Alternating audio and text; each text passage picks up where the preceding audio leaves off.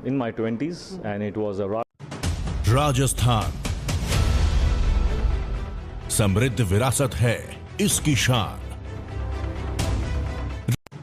राजस्थान समृद्ध विरासत है इसकी शान। रंग रंगी पहचान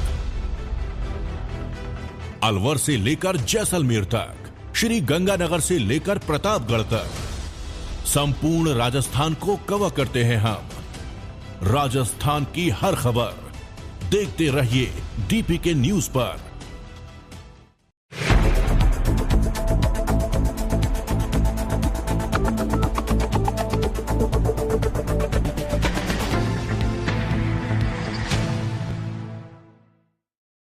राजस्थान विधानसभा चुनावों को लेकर बिछी बिसात के बीच केंद्रीय गृह मंत्री अमित शाह पार्टी की रणनीति की धार देने के लिए मंगलवार को कुचामन सिटी पहुंचे।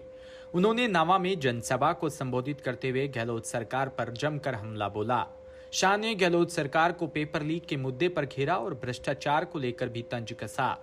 जनसभा को संबोधित करते हुए शाह ने कहा कि गहलोत सरकार ने पेपर लीक करने का वर्ल्ड रिकॉर्ड बनाया है। राजस्थान लोक सेवा आयोग का हर पेपर लीक होता है। लगभग हर साल 3 पेपर लीक हुए। उन्होंने आरोप लगाया कि गहलोत सरकार ने लाखों युवाओं के भविष्य पर प्रश्न चिन्ह लगाने का काम किया है। 4 साल में प्रदेश में 14 से ज्यादा पेपर लीक हो चुके हैं। शाह ने कहा कि अगर सबसे भ्रष्ट सरकार कहें तो वो राजस्थान की गहलोत सरकार है।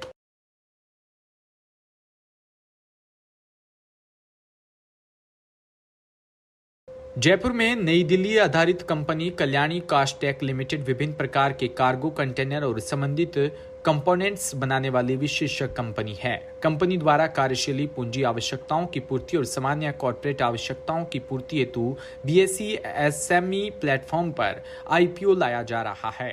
कंपनी का आईपीओ बीएसई एसएमई प्लेटफॉर्म पर 8 नवंबर को खुलकर 10 नवंबर को बंद होगा। कंपनी के आईपीओ का प्रमुख प्रबंध lead manager company Gretex corporate service limited द्वारा किया जा रहा है। कंपनी की स्थापना 2012 में हुई थी। कंपनी में कास्टिंग के व्यवसाय से शुरुआत की थी, जिसके लिए कंपनी ने हरियाणा के रेवाड़ी में कास्टिंग यूनिट शुरू की थी। नथमल बंगानी कंपनी के प्रमोटर है। उनके पास वित्तीय प्रदर्शन की निगरानी करने और वित्तीय स्थिरता सुनिश्चित करने के लिए सूचित निर्णय लेने का 25 वर्षों से अधिक का अनुभव भी है। वहीं कमला कुमारी जैन कंपनी की प्रमोटर है। उन्हें बजट प्रबंधन में 1 दशक से अधिक का अनुभव है।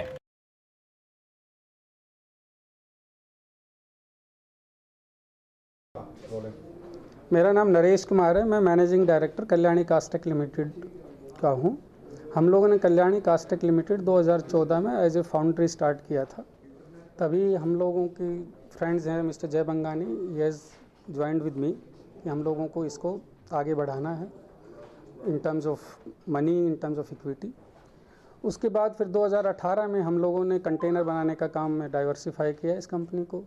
अब हमारा प्राइमरी काम जो है वो कंटेनर बनाने का है, लेकिन फाउंड्री का भी यूटिलाइजेशन बड़े एक क्रिटिकल कंपोनेंट के लिए हम लोग करते हैं। जो कंटेनर में कॉर्नर 8 कॉर्नर पे जो कॉर्नर कास्टिंग लगती हैं वो पहले से अभी भी बहुत सारे लोग इंपोर्ट ही करते हैं, चाइना में कोई भी नहीं बनाता है। बट मेरी कंपनी पहली कंपनी है जो मेरी स्टील फाउंड्री है, वो लॉयड रजिस्टर यूके से अप्रूव्ड है for making those corner castings. तो वो लोग हम लोग अपनी फैक्ट्री में ही बनाते हैं, चाइना से इंपोर्ट नहीं करते हैं। हमारे आज की डेट में 100% लोकल कंपोनेंट हम कंटेनर बनाने में यूज़ करते हैं और हम आज की डेट में हिंदुस्तान में सबसे बड़े कंटेनर बनाने वाले लोग हैं। हालांकि बहुत ज़्यादा कैपेसिटी नहीं चाइना के कंपेरिजन में, बट इंडिया में हम सबसे बड़े कंटेनर बनाने वाले लोग हैं। तो हमारा टर्नओवर इस साल में हम लोग सोच रहे हैं कि सेंचुरी को पार करेगा एंड हम लोग 3000 कंटेनर से ज़्यादा बनाएंगे। इसमें 100% हम लोगों का लोकल आइटम है। जो भी आइटम इंपोर्ट होते थे हम लोगों ने पूरा इंडियनाइजेशन कर दिया है। सबसे ज़्यादा क्रिटिकल कंपोनेंट एक कास्टिंग था जो हम अपनी फैक्ट्री में बनाते हैं। हाँ, कॉस्ट इफेक्टिव है उससे, और not only cost effective, availability है इंडिया में। अब हमें 10 कंटेनर के भी चाहिए तो 10 कंटेनर का अपने बना लेते हैं। यदि आप कहीं भी इंपोर्ट करोगे तो कम से कम नहीं तो 500 कंटेनर का एक साथ इंपोर्ट करना पड़ेगा। हम तो जितना डेली बनाते हैं उतना अपना यूज़ कर लेते हैं। मेरा नाम आलोक खरलाल का है। I am the managing director of my company called Gretex corporate services limited. We are category 1 merchant banker. Kalyani Castech limited का आईपीओ हम ही लेके आ रहे हैं एट बीएसई एसएमई प्लेटफॉर्म पर हम लेके आ रहे हैं। 21,66,000 नंबर ऑफ शेयर्स का ये हम IPO लेके आ रहे हैं। Price range between 137 to 139 and ये इशू हमारा 8 नवंबर को खुल रहा है, 10 नवंबर को क्लोज हो रहा है एंड आज हमारा 7 नवंबर को उसका एंकर है और काफ़ी अच्छा रिस्पांस हमें मिल रहा है और आई होप कि काफ़ी अच्छा रिस्पांस IPO में भी मिले एंड इन्वेस्टर को भी अच्छे पैसे आई होप मिलेंगे, क्योंकि जिस तरह से हमें प्राइस रीजनेबली वैल्यूएशन जो रीजनेबली करा है, जो करंट ईयर में भी आप लोगों ने देखा होगा कि 8 के P मल्टीपल पर हम इनका IPO लेके आ रहे हैं, तो आई एम श्योर कि जिस तरह से हमने प्राइस वैल्यूएशन किया है तो सभी इन्वेस्टरों को अच्छे पैसे बनने चाहिए और काफ़ी अच्छा रिस्पांस आ रहा है एंड आई एम श्योर कि सबको investors, promoters, everyone will make money. Thank you so much. Jaipur के बरकत नगर आदर्श बाजार स्थित डिफरेंट लुक शॉप पर वर्ल्ड कप के अवसर पर विशेष ऑफर चलाया जा रहा है। डिफरेंट लुक शॉप के ऑनर नंदू ने बताया कि विशेष ऑफर के अंतर्गत डिफरेंट लुक व परफेक्ट क्लॉथ स्टोर व डिफरेंट चॉइस शूज शॉप पर मात्र 999 की खरीदारी पर iPhone, motorcycle, fridge, movie ticket, TV, microwave, LED cricket kit के साथ ढेरों इनाम पाने का मौका है। दिवाली धमाका गिफ्ट हर खरीदारी पर उपलब्ध है। इसके लिए शॉपिंग करने के बाद आपको लकी कूपन दिया जाएगा जिसे स्क्रैच करके आप गिफ्ट पा सकते हैं। वह डिफरेंट लुक शॉप के ऑनर नंदू ने आने वाली 25 नवंबर को सभी लोगों से ज्यादा मतदान करने की अपील की ताकि 100% मतदान हो सके।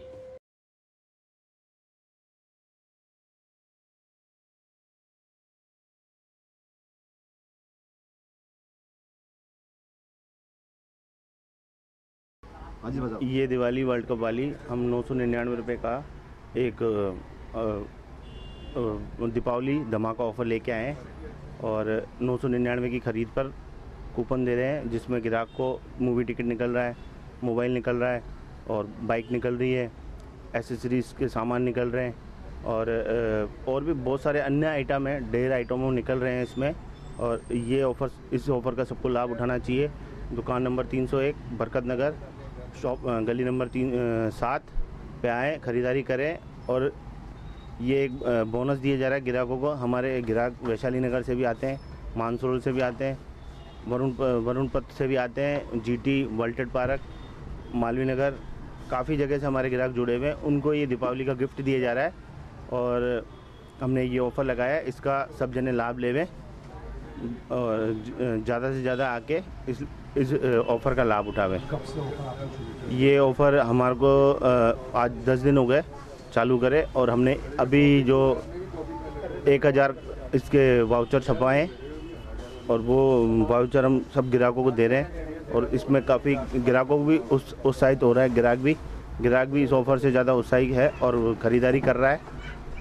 बस अब तक कितने निकल चुके हैं? कोई गिफ्ट को निकले? कोई गिफ्ट रोज़ निकल रहे हैं, कोई भी खाली नहीं है, किसी में कुछ निकल रहा है, किसी में क्या निकल रहा है, सबको दे रहे हैं। एक LED दे चुके हैं हम, एक LED निकला है, उसका फ़ोटो मैं आपको शो करूँगा। और इसमें मोबाइल भी है, बाइक भी है, कैमरा भी है, बहुत सारी चीज़ें हैं जो अभी और निकलना बाकी है। और ये ऑफ़र वर्ल्ड कप तक लागू रहेगा। 25 नवंबर को मतदान दिवस है। हम सब जने, माताएं, बहनें, बुजुर्ग जो भी हैं, सब अपना अपना मतदान करें और सब अपना वोटर को वोट देवें। आप सबसे ये अपील है कि सही जगह अपना मतदान देवें। सूरतगढ़ में विधानसभा चुनाव में कांग्रेस प्रत्याशी डूंगरराम गेदर को नायक समाज ने समर्थन दिया। समर्थन को लेकर गेदर ने नायक समाज का धन्यवाद किया। और सूरतगढ़ विधानसभा में चुनाव को लेकर सरगर्मियां तेज हो चुकी है, तो वहीं समर्थकों का जो समर्थन है उसका दौर जारी है। कांग्रेस प्रत्याशी डूंगरराम जी गेदर यहाँ से उनको समर्थन मिला है भारी संख्या में नायक समाज का। तो यहाँ से जैसे डूंगरराम जी आज नायक समाज, मतलब पूरे नायक समाज ने आपको समर्थन दिया है, क्या कहोगे चुनाव को लेकर? देखो, वैसे तो हर समाज है वो कांग्रेस पार्टी के साथ जुड़ा हुआ है। हर समाज की भागीदारी कांग्रेस पार्टी 36 बिरादरियों का ध्यान रख करके चलने वाली पार्टी है।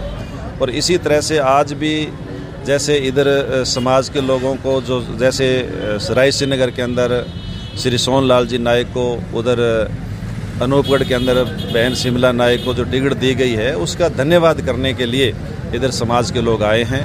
मुख्यमंत्री जी का धन्यवाद करने के लिए, समर्थन देने के लिए।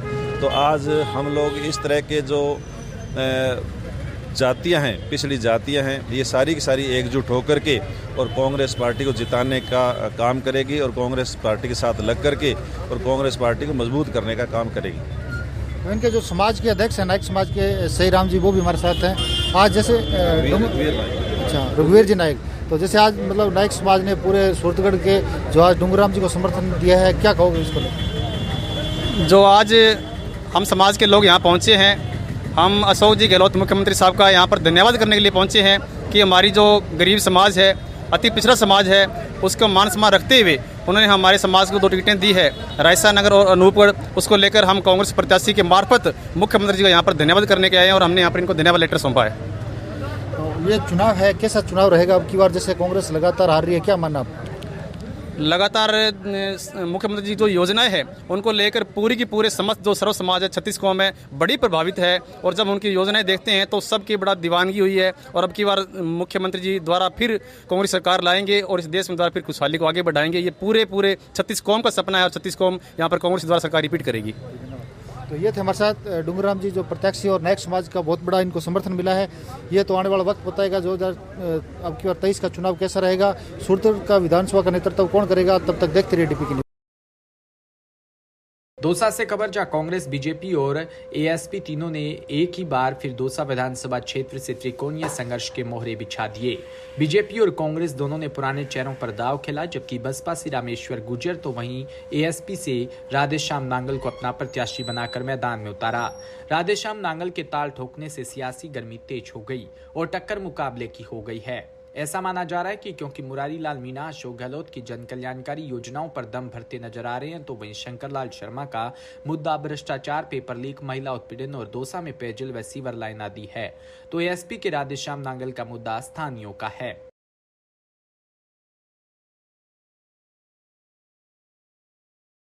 लगे हुए हैं, किस तरह का माहौल आपको देखने को मिल रहा है? लोगों का किस तरह का मूड है दौसा विधानसभा सीट को लेकर? दौसा के लोग परिवर्तन चाहते हैं।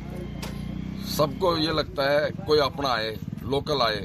दोनों पार्टियों ने बारियों को टिकट दे दिया, तो इन दोनों को बारी बारी से लोगों ने देख लिया, तो लोग चाहते हैं कि कोई अपना आए, लोकल आए। स्थानीय प्रत्याशी का नारा देने के अलावा और क्या आपके मुद्दे रहेंगे? मेरा मुद्दा चुनाव लड़ने का सबसे बड़ा मुद्दा तो पानी का है और यहाँ जो भ्रष्टाचार व्याप्त है उसको मिटाने का है।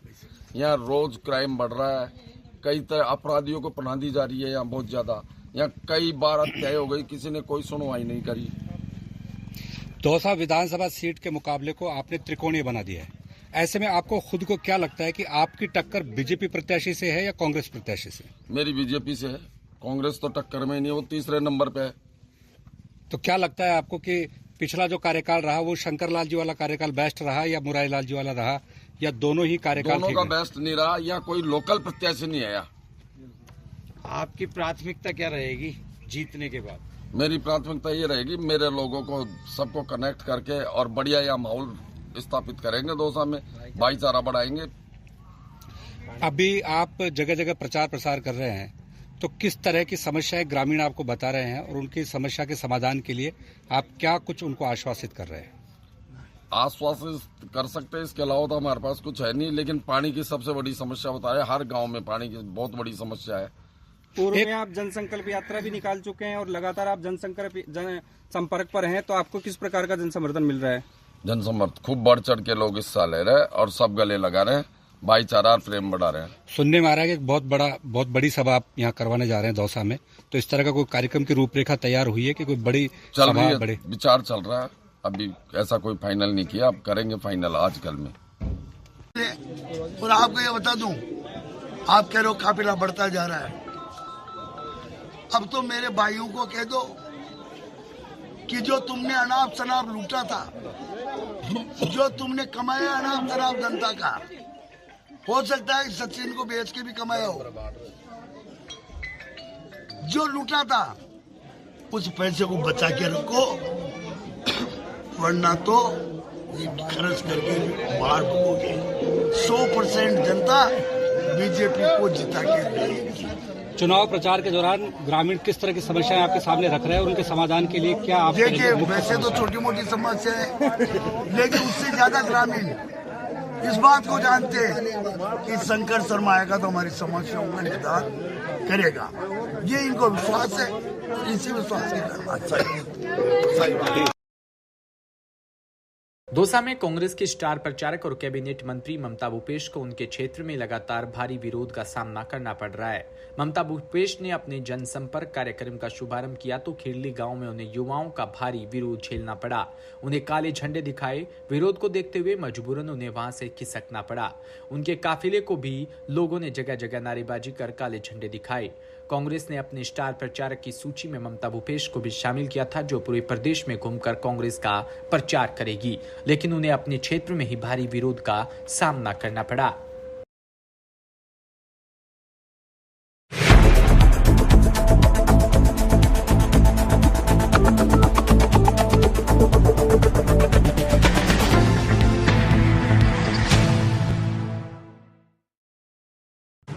राजस्थान